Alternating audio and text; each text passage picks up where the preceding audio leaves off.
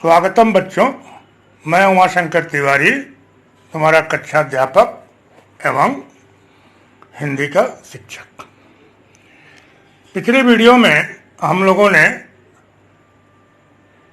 जो है मनुष्य सर्प पाठ को पढ़ा, देखा। आज के इस वीडियो में हम लोग के सिलेबस में डॉक्टर राम कुमार वर्मा का लिखा हुआ दीपदान एकांकी है, उस संदर्भ में हम लोग कार्य करेंगे, पढ़ेंगे। दीपदान एकांकी में हम लोग मुख्य रूप से 7 बिंदुओं पर विचार करेंगे। पहला तो होगा जिस क्रम में वर्मा जी का संक्षिप्त परिचय, फिर पाठ का परिचय, तीसरे नंबर पर पात्रों का परिचय, तत्पश्चात दीपदान शीर्षक पर विचार विमर्श,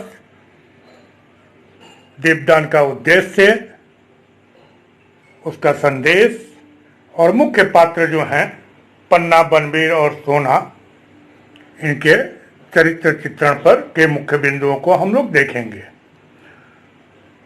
जब लॉकडाउन से पहले कक्षा में इस पाठ पर हम लोग कुछ चर्चा कर चुके हैं और ये चरित्र चित्रण संबंधित जो पात्र हैं पन्ना, बनवीर और सोना, इनके मुख्य बिंदुओं पर भी विचार कर चुके हैं। फिर भी उनके मुख्य बिंदुओं को हम लोग ऐसे देख लेंगे और स्क्रीन पर वो आते रहेगा, जिससे आप लोग देखिएगा। आइए चलिए शुरू करते हैं पहले बिंदु से, डॉक्टर राम कुमार वर्मा का परिचय से। लेखक जो डॉक्टर राम कुमार वर्मा हैं, सुप्रसिद्ध एकांकीकार हैं। उनका जन्म मध्य प्रदेश के सागर जिले में 15 दिसंबर 1905 को हुआ था। इनके पिता श्री लक्ष्मी प्रसाद वर्मा मध्य प्रदेश में डिप्टी कलेक्टर थे, अतः इनकी प्रारंभिक शिक्षा नरसिंहपुर और जबलपुर आदि स्थानों में हुई। प्रयाग विश्वविद्यालय से इन्होंने हिंदी में एमए की परीक्षा प्रथम श्रेणी में उत्तीर्ण करने के बाद हिंदी साहित्य का आलोचनात्मक इतिहास विषय पर पीएचडी की उपाधि प्राप्त की। उसी विश्वविद्यालय में अनेक वर्षों तक अध्यापन कार्य करने के पश्चात ये हिंदी विभाग के अध्यक्ष पद से सेवानिवृत्त हुए। भारत सरकार ने इनको पद्म भूषण से विभूषित किया। इनको मध्य प्रदेश सरकार के देव पुरस्कार और कालिदास पुरस्कार से भी सम्मानित किया गया। इनका देहावसान अक्टूबर सन 1990 ईस्वी को प्रयाग में हुआ। इन्होंने अपनी सर्वप्रथम एकांकी बादल की मृत्यु 1930 में लिखी। उसके पश्चात इन्होंने 50 के लगभग एकांकी लिखे, जिसमें प्रमुख हैं पृथ्वीराज की आंखें, रेशमी टाई, मयूर पंख, दीपदान, रिमझिम, विभूति, चारुमित्रा, सप्तकिरण और कौमुदी महोत्सव, ये प्रमुख हैं। विशुद्ध साहित्यिक खड़ी बोली ही इनकी रचनाओं की भाषा रही है। इनकी भाषा विषय और भावों के अनुरूप ही चलती है। प्रसाद के गुण से युक्त है। शब्दावली भावों के अनुरूप मधुर और कोमल है। भाषा सरस, मधुर, भावुक व ओजपूर्ण है। इनकी शैली बड़ी सजीव, प्रभावोत्पादकता प्रांजल है। ख्याल करोगे, इनके जीवन परिचय का स्मृति संकेत के रूप में छोटा सा जो है तुम लोगों के स्क्रीन पर आ रहा होगा, उसे आप ध्यान से देखोगे और उसे कंठस्थ करने का प्रयास करोगे, है ना? ठीक है, अगली कड़ी में चलते हैं। पाठ का परिचय। इनकी रचना दीपदान ऐतिहासिक पृष्ठभूमि पर लिखी गई एकांकी है, जिसमें एक धाय मां राष्ट्र के कुलदीपक की रक्षा करने के लिए स्वयं के पुत्र की आहुति देने में नहीं हिचकती। इस प्रकार यह एकांकी आत्मत्याग और राष्ट्र के लिए सब कुछ निछावर कर देने की महान प्रेरणा हम पाठकों को देती है। इन पर देखिएगा, पाठ में आए हुए कुछ कठिन जो शब्द हैं जो हमें लगा, उसका जो है शब्दार्थ जो है आपके स्क्रीन पर आ रहा है ना। उसे आप ध्यान से देखेंगे, उसे अपनी कॉपी में उतार लेंगे। इसी क्रम में आप आगे बढ़ते हुए हम लोग एकांकी में आए हुए पात्रों से परिचित होंगे। एकांकी में मुख्य रूप से 7 पात्र हमारे समक्ष उपस्थित होते हैं, जिनमें पहला पात्र है कुंवर उदय सिंह, चित्तौड़ के स्वर्गीय महाराजा सांगा का सबसे छोटा पुत्र, राज्य का उत्तराधिकारी, जिनकी उम्र 14 वर्ष है। दूसरी जो मुख्य नायिका भी है हमारे एकांकी की, उनका नाम है पन्ना। वो उदय सिंह की धाय है, खिची जात की राजपुतानी है, कुंवर उदय सिंह का संरक्षण करने वाली धाय है। आयु उनकी 30 साल है। तीसरा पात्र है सोना, रावल स्वरूप सिंह की लड़की, अत्यंत रूपवती और नटखट, कुंवर उदय सिंह के साथ खेलने वाली, जिसकी उम्र 16 वर्ष है। चंदन, चंदन धाय मां का पुत्र है, साहस और स्नेह का प्रतीक, आयु उसकी है 13 वर्ष। श्यामली अंतःपुर की परिचारिका है, जिसकी उम्र 25 वर्ष है। कीरत बारी, जूटी पत्तल उठाने वाला बारी, उम्र 40 वर्ष। बनवीर महाराजा सांगा के भाई पृथ्वीराज का दासी पुत्र है, वो क्रूर और विलासी, आयु उसकी 32 वर्ष है। कालखंड है सन 1436 ईस्वी और समय है रात्रि का दूसरा प्रहर। स्थान कुंवर उदय सिंह का जो कक्ष है वो है। चलिए आगे बढ़ते हैं, अगले बिंदु की तरफ शीर्षक पर विचार करते हैं। शीर्षक की दृष्टि से दीपदान एक सफल एकांकी कही जा सकती है। दीपदान शीर्षक प्रतिपाद्य बोधक, सरल, संक्षिप्त, आकर्षक एवं भावपूर्ण है। पाठक की प्रथम नजर में एकांकी का शीर्षक अत्यंत आकर्षित करने वाला है। वह दीपक के दान को समझने की चेष्टा करता है और अंत में उसे सहज ही पता चल जाता है कि धाय मां पन्ना अपने प्राणों के दीपक को पूर्णतः राष्ट्र के लिए दान कर एक उच्च त्याग को दिखाया है। दीपदान ही सबसे उपयुक्त शीर्षक है, क्योंकि एकांकी दीपदान के उत्सव से प्रारंभ होता है। शीर्षक कौतूहलपूर्ण है। पन्ना अपने जीवन दीप कुरत की धारा में तैराकर एकांकी को पूरा करती है तथा महाराणा सांगा के कुल दीपक उदय सिंह की प्राण रक्षा करती है। इस प्रकार दीपदान ही एकांकी का कुलदीप मेरुदंड है। दीपदान एकांकी का शीर्षक कथा वस्तु और उसके उद्देश्य के अनुकूल है। यदि बनवीर षड्यंत्र रचने के लिए दीपदान का उत्सव मनाता है तो पन्ना दाई उसके षड्यंत्र को विफल करने के लिए अपने कुलदीपक चंदन का ही बलिदान कर देती है। पन्ना का ही दान सच्चा दीपदान है। एकांकी के उद्देश्य की तरफ बढ़ते हैं।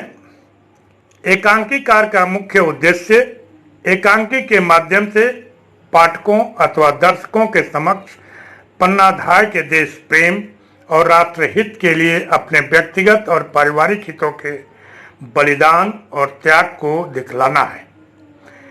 त्याग और बलिदान से मनुष्य का चरित्र महान बन जाता है।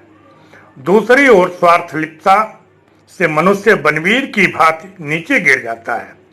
इस तथ्य को स्पष्ट करना दीपदान एकांकी का मुख्य उद्देश्य है। चलिए क्रम को आगे बढ़ाते हैं और एकांकी के संदेश पर प्रकाश डालते हैं। संसार का कोई कार्य निष्प्रयोजन नहीं होता है। साहित्यिक रचनाओं में भी साहित्यकार का कोई न कोई संदेश अवश्य रहता है।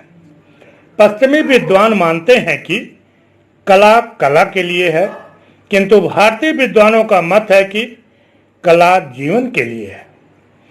प्रत्येक साहित्यिक रचना के पीछे मनोरंजन का उद्देश्य तो होता ही है, किंतु उसका कोई न कोई जीवनोपयोगी संदेश भी होता है। दीपदान एकांकी भी निरुद्देश्य नहीं है। दीपदान डॉक्टर राम कुमार वर्मा की सर्वश्रेष्ठ रचनाओं में से एक है। इस एकांकी का उद्देश्य मुख्य पन्ना के चरित्र का चित्रण है। पन्ना धाय है, परंतु उसका चरित्र एक महान नारी का चरित्र है। वह पुत्र प्रेम की अपेक्षा देश प्रेम तथा कर्तव्य पालन को अधिक महत्व देती है। उसकी आंखों के सामने उसके पुत्र की क्रूरता पूर्ण हत्या कर दी जाती है, किंतु वह विचलित नहीं होती है। नाटककार ने पन्ना के चरित्र के माध्यम से यह व्यक्त किया है कि राष्ट्र हित के लिए व्यक्तिगत और पारिवारिक हितों का बलिदान करना पड़ता है। त्याग से ही मनुष्य महान बन सकता है, स्वार्थ लिप्तता से नहीं। इस प्रकार अपने पाठकों के हृदय में पन्नाधाय के समान त्याग, बलिदान और देश प्रेम की भावना जगाना ही इस नाटक का मुख्य संदेश है। वीडियो के प्रारंभ में हमने बताया आप लोगों को कि हम लोग इसको 7 बिंदुओं पर देखेंगे, लेकिन इसको तैयार करते करते हमारे दिमाग में एक बात आई कि क्यों ना इसकी कहानी को भी संक्षेप में थोड़ा सा हम लोग देख लें। तो उस कड़ी में हम लोग इसकी कहानी को भी थोड़ा देखेंगे, जिसको मुख्य रूप से हम लोग 7 बिंदुओं पर देखेंगे क्रमशः। जैसे पहला बिंदु है इसका दीपदान का उत्सव का आयोजन जो हुआ है उसमें। दूसरा बनवीर के षड्यंत्र की जानकारी। तीसरा उदय सिंह की जिद। चौथा पन्ना के पुत्र का प्रवेश, जब चंदन प्रवेश करता है। फिर पन्ना के द्वारा उदय सिंह की किस प्रकार से रक्षा की योजना बनाई जाती है, और रक्षा की योजना बनाने के बाद कैसे बनवीर का प्रवेश होता है। फिर बनवीर जब आता है और तो किस प्रकार जो है चंदन की हत्या करता है। चलिए शुरू करते हैं। डॉक्टर राम कुमार वर्मा ने ऐतिहासिक नाटकों की रचना करके हिंदी नाट्य साहित्य में अपना नाम अमर कर लिया है। इन नाटकों के माध्यम से उन्होंने भारतीय संस्कृति को जीवित कर दिया है। दीपदान डॉक्टर राम कुमार वर्मा का एक प्रसिद्ध एकांकी है। इस एकांकी में उन्होंने बलिदान और त्याग की मूर्ति पन्ना की ऐतिहासिक गौरव गाथा का चित्रण किया है। आइए चलिए अब उन बिंदुओं पर देखा जाए। दीपदान उत्सव का आयोजन होता है। चित्तौड़गढ़ के राणा संग्राम सिंह की मृत्यु के पश्चात चित्तौड़गढ़ के वास्तविक उत्तराधिकारी का प्रश्न उठा। वास्तव में राज्य संग्राम सिंह के पुत्र कुंवर उदय सिंह को मिलना चाहिए था, किंतु उदय सिंह अल्पवयस्क था। अतः उदय सिंह के संरक्षक के रूप में संग्राम सिंह के भतीजे बनवीर को चित्तौड़गढ़ की गद्दी सौंप दी गई। बनवीर बड़ा दुष्ट था। वह राज्य को अपने अधिकार में करना चाहता था। अतः उसने उदय सिंह की हत्या का षड्यंत्र रचा और मयूर पक्ष नामक कुंड में दीपदान के उत्सव का आयोजन किया। दूसरे उसका षड्यंत्र कैसे करता है। बनवीर के षड्यंत्र की जानकारी। पन्ना धाय उदय सिंह की धाय मां थी। उसे बनवीर के षड्यंत्र का पता चल गया। वह कुंवर उदय सिंह की रक्षा के लिए व्याकुल होती है। तत्पश्चात उदय सिंह का जिद, उसका भी सामना करना पड़ता है उसको। कुंवर उदय सिंह ने दीपदान उत्सव में जाने की जिद की, किंतु पन्ना ने उन्हें उत्सव में नहीं जाने दिया। वे रूठ कर सो गए। इसी बीच सोना नामक दासी उदय सिंह को उत्सव में ले जाने के लिए आई, किंतु पन्ना ने उसको फटकार कर भगा दिया। इसके बाद पन्ना का पुत्र जो है उसका प्रवेश होता है। चंदन आता है। पन्ना ने उदय सिंह को वहां से बाहर भेज देने की योजना तैयार की और अपने पुत्र को उदय सिंह के साथ सुला दिया। अब इसके बाद जो है उदय सिंह की किस प्रकार से रक्षा की योजना बनाती है वो देखिए। पन्ना धाय ने समारोह का लाभ उठाया और उदय सिंह की को किरतबारी की टोकरी में छिपाकर किले के बाहर सुरक्षित स्थान पर पहुंचा दिया। तत्पश्चात बनवीर प्रवेश करता है। किरतबारी के जाने के बाद बनवीर अपने हाथ में नंगी तलवार लेकर उदय सिंह के कक्ष में आया। जागीर का प्रलोभन देकर उसने पन्ना को अपने षड्यंत्र में सम्मिलित करने का प्रयास किया, किंतु पन्ना अपने कर्तव्य पर दृढ़ रही। उसने बनवीर द्वारा दिए गए लालच को ठुकराते हुए कहा, राजपुतानी व्यापार नहीं करती महाराज, वह या तो रणभूमि पर चढ़ती है या चिता पर। इसी के साथ ही वह बनवीर से उदय सिंह के प्राणों की भिक्षा मांगने लगी। बनवीर ने पन्ना की एक न सुनी। हार कर पन्ना ने कटार से बनवीर पर प्रहार किया, किंतु बनवीर ने उसके प्रहार को असफल कर दिया। देखिए चंदन की हत्या कैसे होती है। इस सारी घटना ने बनवीर को बहुत क्रोधित कर दिया। क्रोधित बनवीर ने भ्रांतिवश पन्नाधाय के पुत्र चंदन को ही उदय सिंह समझा और पन्ना की आंखों के सामने ही उसे तलवार से मौत के घाट उतार दिया।